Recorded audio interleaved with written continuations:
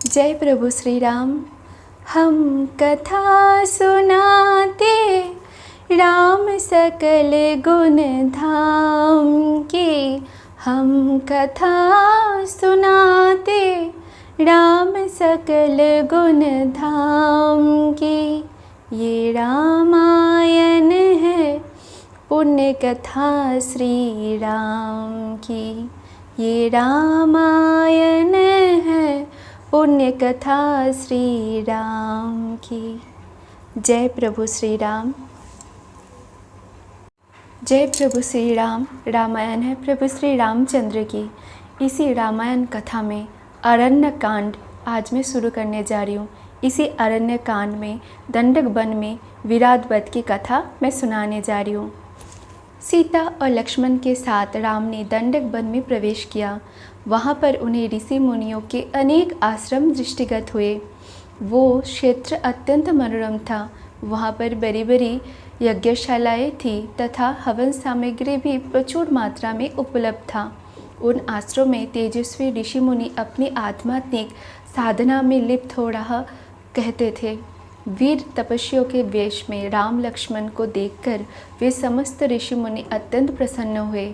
राम सीता और सीता का समुचित सत्कार करने के पश्चात वे बोले, हे राघव, यद्यपि आप वन में हैं किंतु हमारे लिए आप ही राजा हैं।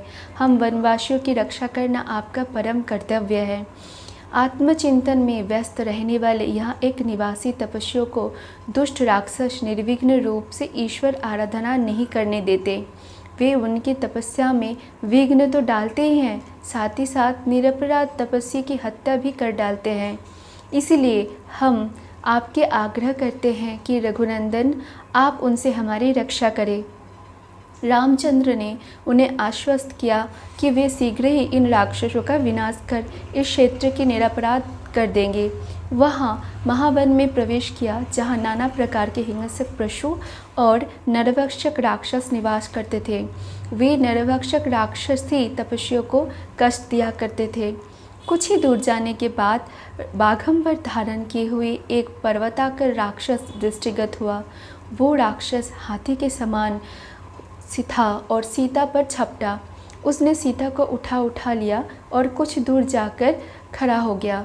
उसने राम और लक्ष्मण को संबोधित करते हुए कहा, तुम धनुष बाण लेकर दंडक वन में घुस आए हो। ऐसा प्रतीत होता है कि तुम्हारी मृत्यु निकट आ गई है। तुम दोनों कौन हो? क्या तुमने मेरा नाम नहीं सुना? मैं प्रतिदिन ऋषियों का मांस खाकर अपनी क्षुधा शांत करने वाला विराट हूँ। तुम्हारी मृत्यु ही तुम्हें यहाँ ले आई है। मैं तुम दोनों का अभी रक्तपान करके इस सुंदर स्त्री को अपनी पत्नी बनाऊंगा। उसके दंभयुक्त वचनों को सुनकर राम लक्ष्मण से बोले, भैया, विराट के चंगुल में फंसकर सीता अत्यंत भयभीत एवं दुखी हो गई है। मेरे लिए ये बड़ी लज्जाजनक बात है कि कोई अन्य व्यक्ति उसका स्पर्श करे। पिताजी की मृत्यु तथा अपने राज्य के अपहरण से मुझे इतना दुख नहीं हुआ जितना आज भयभीत सीता को देखकर हो रहा है। मुझे ये भी नहीं सूझ रहा है कि इस दुष्ट से सीता की कैसे रक्षा करूं।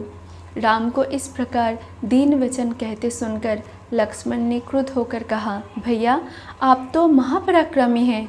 आप इस प्रकार अनाथों की भांति क्यों बात कर रहे हैं? मैं अभी इस दुष्ट राक्षस का संहार करता हूँ। फिर विराट से बोले, हे दुष्ट, अपनी मृत्यु के पूर्व तू अपना परिचय दे और अपने कुल का नाम बता। विराट ने हंसते हुए कहा, यदि तुम मेरा परिचय जानना ही चाहते हो तो सुनो। मैं जय राक्षस का पुत्र हूँ। मेरी माता का नाम शतद्र है। मुझे ब्रह्मा जी से ये वर प्राप्त है कि किसी भी प्रकार का अस्त्र शस्त्र ना तो मेरी हत्या कर सकती है और ना ही उनसे मेरे अंगों को छिन्न भिन्न हो सकते हैं। यदि तुम स्त्री को मेरे पास छोड़कर चले जाओगे तो मैं तुम्हें वचन देता हूँ कि मैं तुम्हें नहीं मारूंगा। विराट के वचनों से क्रोधित राम ने उसे तत्काल तीक्ष्ण बाणों से वेदना आरंभ कर दिया। राम के बाण विराट के शरीर को छेद कर रक्त रंजित हो पृथ्वी पर गिरने लगे। इस प्रकार जब घायल होकर विराट त्रिशूल लिए राम और लक्ष्मण पर झपटा तो दोनों भाइयों ने उस पर अग्निबाणों की वर्षा आरंभ कर दी, किंतु विराट पर उनका कुछ भी प्रभाव नहीं पड़ा। वे केवल उसके त्रिशूल की ही काट सके। फिर जब भयंकर तलवारों से दोनों भाइयों ने उस पर आक्रमण किया तो वो सीता को छोड़ राम और लक्ष्मण को दोनों भुजाओं में पकड़कर आकाश मार्ग में उड़ चला। राम ने लक्ष्मण से कहा, भाई, हमें जिस और ये राक्षस ले जा रहा है, बिना विरोध के हमें उधर ही चले जाना चाहिए, यही हमारे लिए उचित है। विराट द्वारा राम लक्ष्मण को ले जाते देखा सीता विलाप करते कहने लगी, हे राक्षस राज, इन दोनों भाइयों को छोड़ दो, मैं तुमसे प्रार्थना करती हूँ। सीता के आर्तनाद करने पर क्रोधित होकर दोनों भाइयों ने विराट की एक एक बाह मोड़कर तोड़ डाली। वो मूर्छित होकर पृथ्वी पर गिर पड़ा। लक्ष्मण उसे सचेत कर के बार बार उठा कर पटकाने लगे। वो घायल होकर चित्कार करने लगा। तभी राम बोले, लक्ष्मण, वरदान के कारण ये दुष्ट मर नहीं सकता, इसीलिए ये उचित है कि हमें भूमि में गड्ढा खोदकर इसे बहुत गहराई में गाड़ देना चाहिए। लक्ष्मण गड्ढा खोदने लगे और राम विराट की गर्दन पर पैर रखकर खड़े हो गए। तब विराट बोला, प्रभु, वास्तव में मैं तुम्बरु नाम गंधर्व हूँ। कुबेर ने मुझे राक्षस होने का शाप दिया था। मैं शाप के कारण राक्षस हो गया था। आज आपकी कृपा से मुझे उस शाप से मुक्ति मिल रही है। राम और लक्ष्मण ने उसे उठाकर गड्ढे में डाल दिया और गड्ढे को पत्थर आदि से पाट किया। सारा वन प्रांत उसके आर्तनाद से गूंज उठा। जय प्रभु श्री राम। दंडक वन में विराट राक्षस की वध की कथा यहीं पे समाप्त हुआ। इससे आगे की कथा मैं आगे पाठ करके सुनाऊंगी। जय प्रभु श्री राम।